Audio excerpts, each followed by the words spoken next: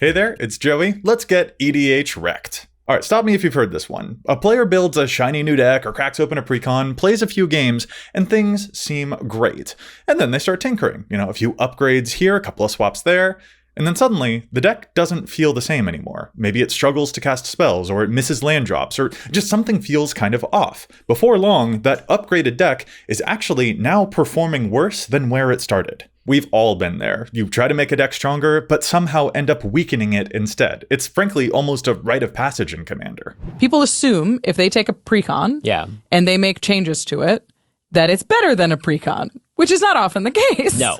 In fact, you might make it worse. You might make it worse. Yeah. It can be a frustrating experience, and it is frustratingly common too, but at least you're not alone. So how do we stop this from happening? Today, let's talk about how to spot the warning signs and make sure that your upgrades are not accidentally downgrades. There are a couple of different ways that this phenomenon can manifest. The first and most common one is mechanical downgrades. These are the times where we add a card that looks like a strict upgrade on paper, but it ends up being a downgrade because of what we had to cut to make space for that card. One of the best examples of this type of mechanical downgrade is going to be with your mana curve.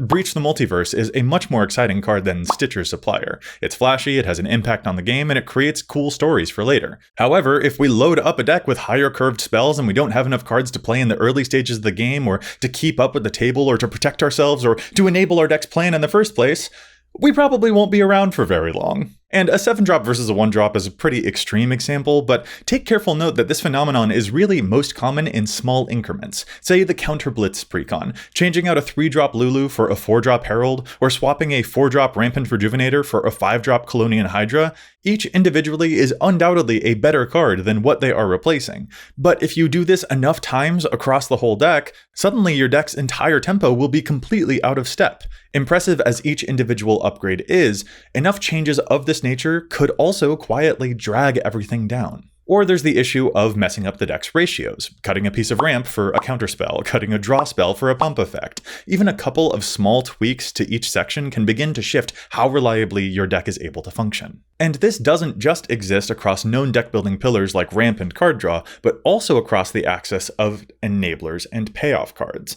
I just mentioned potentially swapping a Stitcher Supplier for a Breach the Multiverse.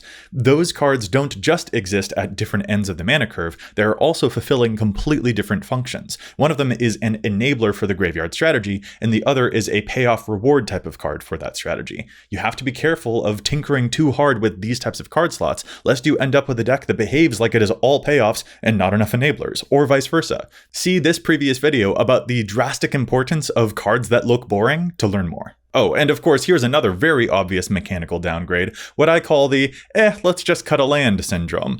Whenever we go to add a card to our deck and we're stuck on what we are gonna take out, it's not uncommon for people to consider taking out a land. It's a little tough to figure out which spell to remove. Maybe I'll just go from 38 to 37 lands this time. And then, you tinker with the deck again next month, and then you go from 37 to 36. The problem here is when we cut lands, it can drastically reduce our chances of actually playing on curve or getting good opening hands. We become this meme. Yes, indeed, lands are much like sleep. Even though there are plenty of exceptions, there's a reason that a lot of people recommend playing 8 lands each night and running 38 hours of sleep. Or no, wait, switch that.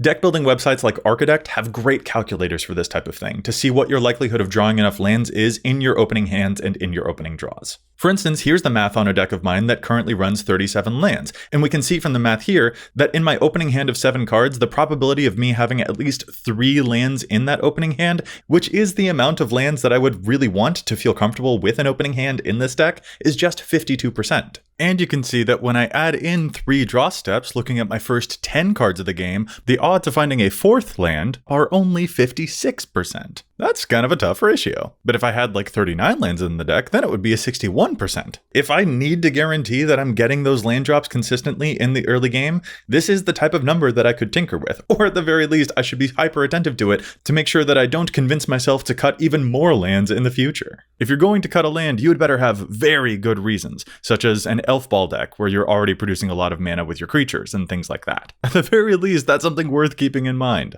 And pay attention also to your color distribution. If you just added a bunch of new blue cards to your Dimir deck, but you removed a bunch of black cards to make room for them, that will throw your mana requirements in a new direction. So remember to always update your mana production abilities whenever you're tinkering to better align with the new distribution of colors in your deck.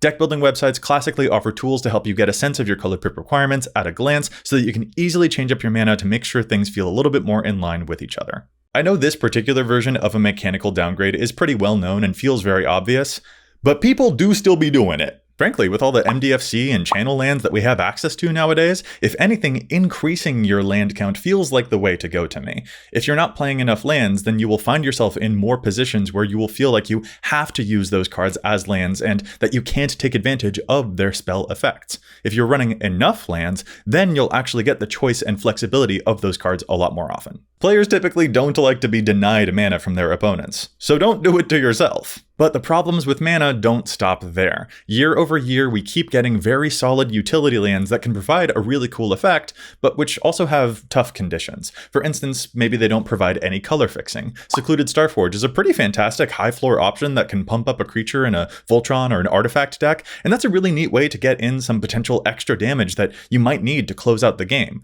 But if you play too many lands like it, you're gonna end up feeling more of those moments where one or more of those colors are missing from your mana pool and then you can't cast your spells anyway. And this has a knock-on effect to the other types of lands that do provide color, like Dalkovan Encampment from the Tarkir set. It comes in untapped if you control a mountain or a swamp. But did you cut a lot of basic lands to make room for these utility lands? The chances that this now comes in tapped and messes with your tempo for a turn have suddenly increased just a little bit. Or take a card like Anger, which gives your stuff haste from the graveyard if you control a mountain. Do you have enough mountains to make sure that this card is reliably giving your stuff haste when it gets into the graveyard? These kinds of things could end up costing you if you're not careful. Utility lands are a great thing to add to a commander deck, but not at the expense of essential color fixing or tempo. Alright, the last prominent example of mechanical downgrade that I'll give here is neglecting removal. As the saying goes, defense wins championships. Removal is the way that a commander deck will protect against game-ending threats. It is not a want for a deck.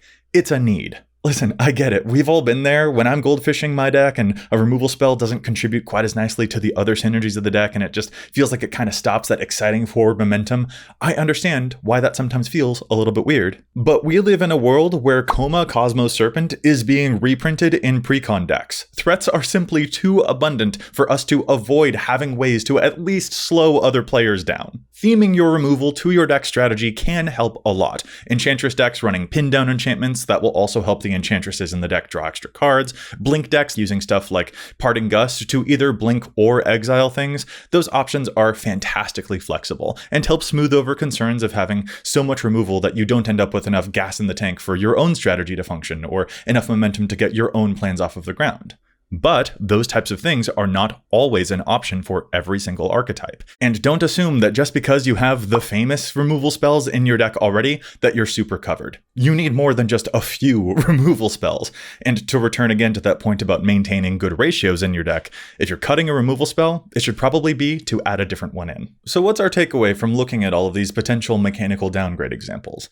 I think one of the best ways to avoid this pitfall is learning to view decks as complete ecosystems. It helps to look at a commander deck not just as a pile of good cards that we like, but more like a living organism. Yes, the decks are alive. They're like tribbles, constantly overpopulating my desk. Or like gremlins, please do not feed my decks after midnight. A commander deck has things that it wants to do and things that it needs in order to succeed. Every card has its own role, but each of those cards also has to work in harmony with the rest of the deck to keep the whole thing alive and thriving. It's easy to get caught up in adding strong cards to a deck, only to realize later that they're actually pulling the deck in a different direction, and perhaps the wrong direction, a direction that you didn't want to go in. But once you start viewing your deck as a whole, rather than evaluating things on an individual card-by-card basis, that's when you'll find it much easier to make upgrades that actually definitely help.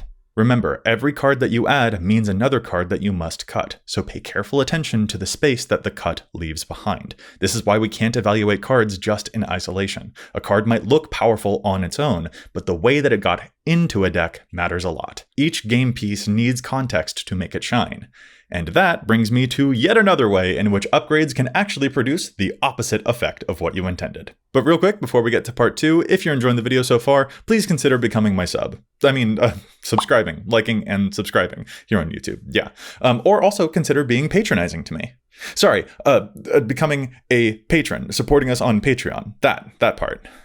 See, this is what happens when I try to record before I finished my coffee. Anyway, part 2 of upgrades that could be downgrades. Let's talk about biases. These are the moments where a card's reputation could end up coming back around to bite us. For instance, sometimes we have a card that we've had a lot of success with in the past, or we've seen other players use it amazingly well, but then we put it into our own new deck and it just falls flat. Look at Toski, Bearer of Secrets. In a go-wide tokens deck, this scroll will draw a heap of cards, triggering off of every single creature that gets in some damage.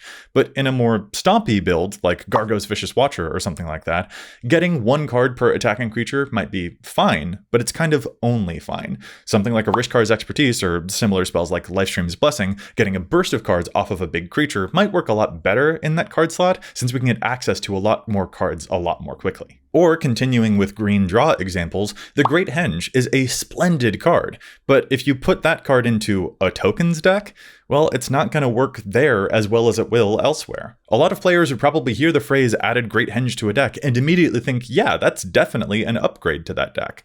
But that's not universally going to always be true. Some cards, especially game changers like Teferi's Protection, are strong in ways that will make them amazing regardless of the deck that they're in, but that is not true for all cards. And like I just mentioned a moment ago, context matters here. Many cards and game pieces will need the right context to make them properly shine. We can get it into our heads that because we had a lot of success with a card in a previous deck, that it will therefore automatically work just as well in our next brew. But that recency bias could really end up hurting us in the long run if we're not paying careful attention to it, because a great card, even an MVP card in one deck, could be an absolute flop in another. Relatedly, there are also biases towards more expensive cards, with players thinking that if their deck is worth more, then it will definitely make their deck play better. There are some trends that support this logic, but applying that idea in practice and taking it too literally could go very wrong. Like I just mentioned, the Great Henge in a tokens deck that may not actually pull a whole lot of weight. Or Deadly Rollick. That's a great card, a fantastic removal spell, but also a bit of an expensive one, probably around $20. And I would not recommend using that removal spell in an Ur-Dragon deck, a deck where you're not necessarily rushing out the commander and it sits in the command zone a whole lot. Or honestly, look at the Soulstone. This thing is crazy expensive, and I personally have never ever considered obtaining one, even though I play a lot of black, because I know that for me, the upside that that card provides is just going to be too mild for my deck's needs. I won't take enough advantage of its indestructibility or its activation to ever really care about its upsides, so it will be, for me, just another 2-mana mana rock. And frankly, I'm pretty okay with the 2-mana mana rocks that I play already. Now, even more unfortunately, these biases in Commander don't just stop at ourselves, at our own perception of our own deck building. These types of biases will also affect other players. Sometimes we can add a card to our deck that does in fact make our deck better, but which also brings us some unwanted attention. There are cards in the game that simply have horrible PR departments. Adding a card like a Rhystic Study to a pre-constructed deck would objectively make the deck better, but also that as a game changer could end up pushing you into a bracket that perhaps the rest of the deck isn't prepared to play at. Or even if you're already at bracket 3, perhaps other players will see a card like Rhystic Study or other game changers that you're playing and maybe make assumptions about the rest of the deck that may not actually end up being true. And then you end up in a case where your deck isn't built to handle fighting off all of the attention of multiple other decks at the same time. Adding those cards in could end up being just a bit of a monkey's paw. Like, yes, a Rhystic Study will help you draw a whole lot of cards, but the attention that that card invites to you could end up taking you out of the game before you get the chance to cast any of the cards you just drew. But this doesn't just apply to game changers. Like, consider the spotlight that you put upon yourself when you cast 1,000-Year Storm, or a Doubling Season, or an Exquisite Blood, or a Painful Quandary. All of them are attention-grabbing cards that don't actually affect the board state, which means you better be careful about whether you're about to get attacked a whole lot, especially because you probably just went shields down in some capacity, tapping a whole lot of mana to deploy any one of those cards.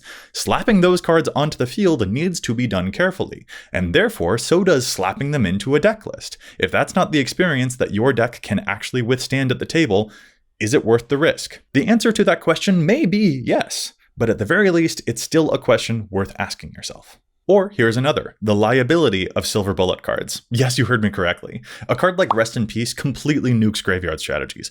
I know it well. Amazing card, much powerful, very strength. But also, you know what happened the last time that I was playing one of my graveyard decks and someone else landed a Rest in Peace on turn 2? I was barely a factor in that game, it's true, but that meant two things. One, that all of the moves that I then took were basically exclusively trying to take down the Rest in Peace player, because if their stuff didn't exist anymore, I would reasonably be able to get back into the game.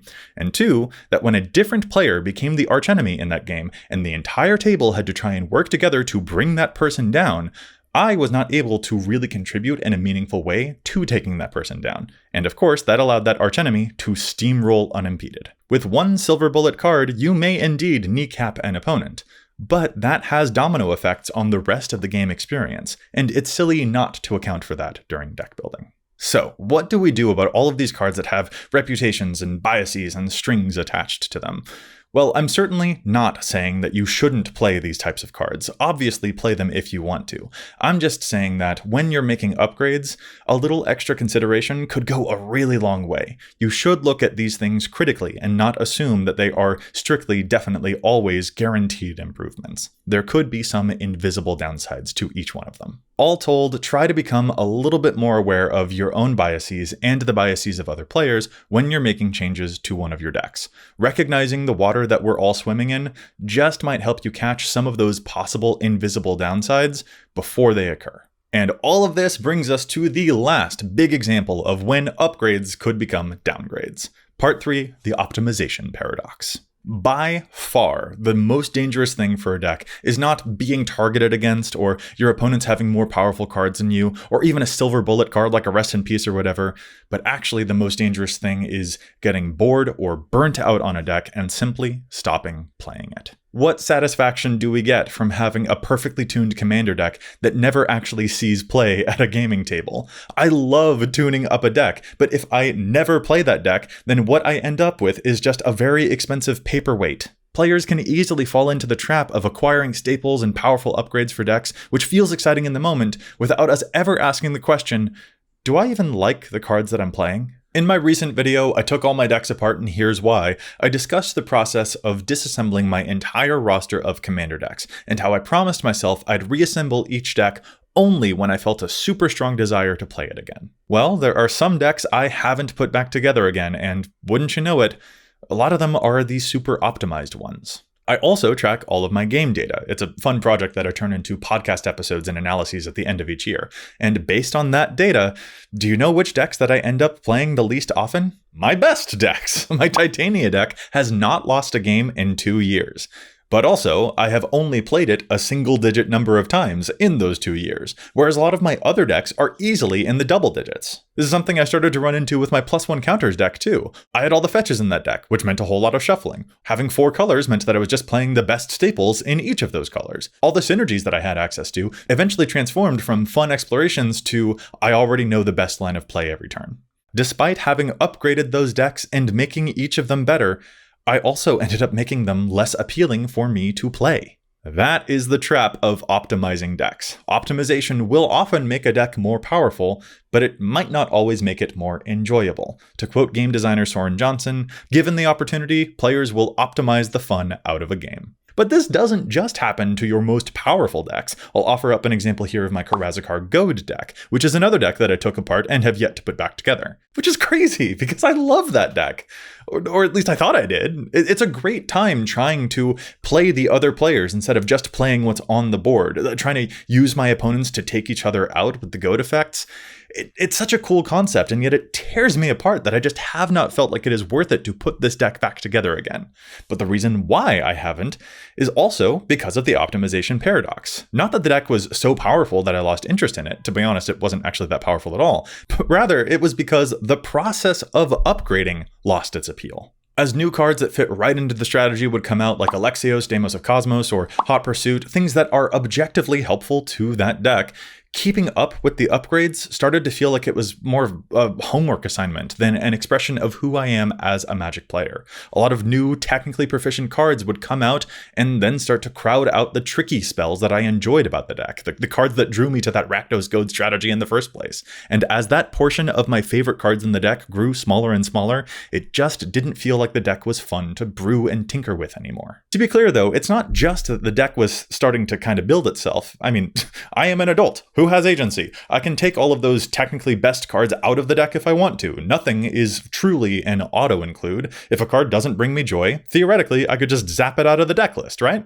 Well, yes, but it's more complicated than that, because in addition to that feeling, the deck building itself or whatever, the other thing that started to weigh on me is that things just got so much more technical. Upgrades and trying to find the card that I liked started to feel a little bit more like going through the motions than increasing my excitement. Like the deck loses a whole lot of life to draw cards, so I need at least X slots devoted to regaining those life points, or I need to be able to goad things, so I need Y cards that will help protect the board, or I need Z cards that will give me things like haste, or else I might not get those attack triggers that I need in order to survive until the next turn for the strategy to work, yada, yada, yada. Like, even if I'm not using the very best cards in each slot, the ratios and the formula of what the deck needed started to feel a little bit paint by numbers. In other words, it's not just about individual cards, but also about categories across, again, the entire deck as its own living organism. If those moments also start to feel a little bit perfunctory, then it seems inevitable that if those pathways are already lit up, that I'm going to find a little bit less joy in the exploration of deck building over time. And to step away from my own personal deck examples here, the optimization wave can also pigeonhole a bunch of other commanders out there that have a lot of potential by just creating a quote correct path for them. Jorah Weatherlight Captain, for instance, is a pretty interesting design for an Izzet commander. It came out in the Dominaria set with the historic mechanic, and it was designed to highlight historic cards. This could be an Izzet Saga deck, or an Izzet Planeswalkers deck, or an Izzet Legendary Matters deck. But what Jorah is basically always used for is instead a Cheerios deck. Play as many 0-drop or low-cost artifacts as possible to draw your entire deck and try to storm off. There are other avenues that could be explored with this commander, but the ability to just play low-cost artifacts to churn through an entire deck is way too appealing, it would seem. Hinata Dawncrowned is another commander that was also immediately thrown onto a dedicated path. This commander could easily be a Voltron or Enchantress deck, getting discounts on spells that target your own stuff while adding a little bit of attacks to opponents' removal spells. But as it turns out, X spells, selecting multiple targets and getting a huge discount, absolutely dominates the majority of Hinata deck lists.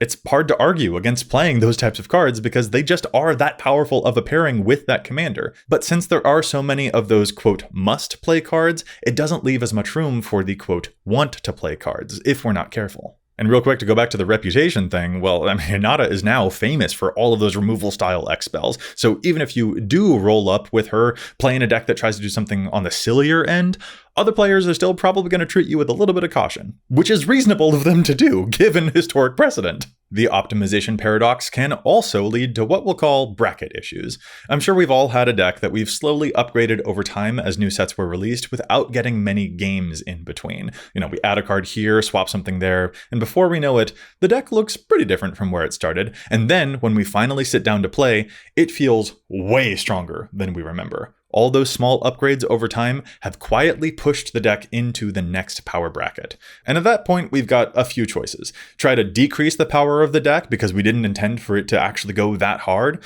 or try to keep the deck where it is now, but we know that we're going to end up facing tougher competition with it, or we add even more upgrades to the deck now that we know we are in that new bracket to try and then keep up with the new expected level of opposition. And depending on which of those choices that you make, things can start to spiral. In fact, depending on pressures from other decks that you encounter, it might even feel like you have to make one of those choices specifically in order for that deck to even live any version of a life that you want it to have. Like, oh dang, this deck punched a lot harder than I meant it to one game, and now everyone remembers that, and now they expect that level of power from that deck all of the time, so now I feel like I have to keep it at bracket 3.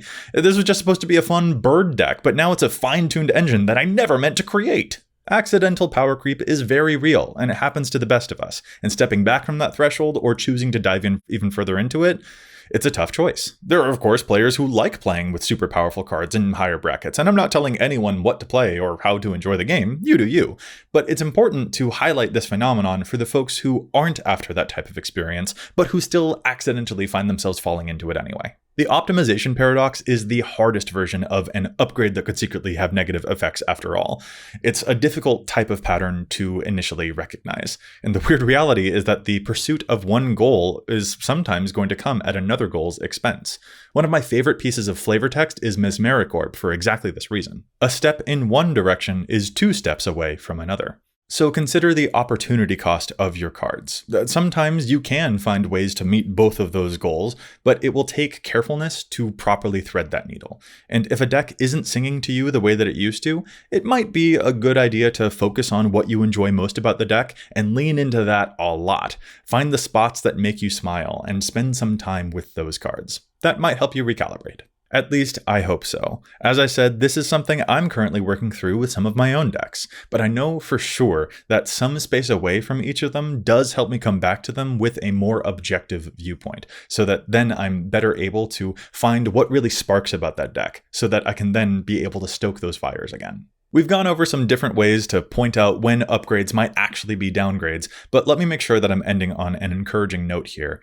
It's okay to make mistakes. Commander is complicated, one of the most complicated ways to play Magic. The expectation that you'll get it perfect every single time is not reasonable, so give yourself permission to mess up. A lot of players don't like playing the very best thing, and that's totally okay. A lot of players also do like playing the very best thing, and that's totally okay too. But even across each of those missions, they might each miss the point that they're actually trying to hit. We don't always hit the bullseye every single time, and this is a format where, honestly, players have the ability to play whatever type of game that they want. Commander is a format about exploration, not just about exploring cards, but also exploring as a deck builder. And each of us will have different ways through each of these different types of problems. For some of us, giving cards from an old deck a spin before buying new ones to see how those cards do will help us feel more anchored. For others, creeping a deck's power level might actually be the thing that sparks some new inspiration for the direction of a deck, or to help them get an appreciation for getting out of their comfort zone. We're each in charge of our enjoyment in this game and this hobby, and it is up to us to branch out and to try things without the fear of making mistakes or getting messy. Like, yes, there might be some bad games in there because your color fixing wasn't quite where it needed to be, or you just couldn't draw any removal, or you made the deck like way too powerful and you didn't mean to. But there might also be games where something great and unexpected happens. If you always stay in the same lane, you'll end up in the same place. There is no one-size-fits-all solution for every single person, but the only way out is through. So don't be afraid to explore or to mess up. I know I've been channeling each of these lessons into how I'm brewing my newest deck, so if you want to see what I'm up to there, check out my decks at the Archidect link below, or consider supporting us over on Patreon. We do some exclusive content over there on Patreon and talk with our patrons about the decks that they're brewing or the decks that we're working on too, so if you want to know more, that's over at patreon.com/EDHRECast. Also, shout out to Levi Perry for his tremendous work on the script for this video. He's a great writer. I really look forward to working more with him. You can go and read his articles, give him a follow, or check out his show, The Thought Vessel, at the links down below. And now I'm realizing that was a lot of calls to action, but maybe I should just actually wrap up the video. So, have you encountered things like the optimization paradox before? Have you ever added cards to a deck that you thought were going to be upgrades but actually made the deck worse? And if so, what did you do about it? Let us know in the comments below, and remember, as always, EDH wreck your deck before you wreck your deck.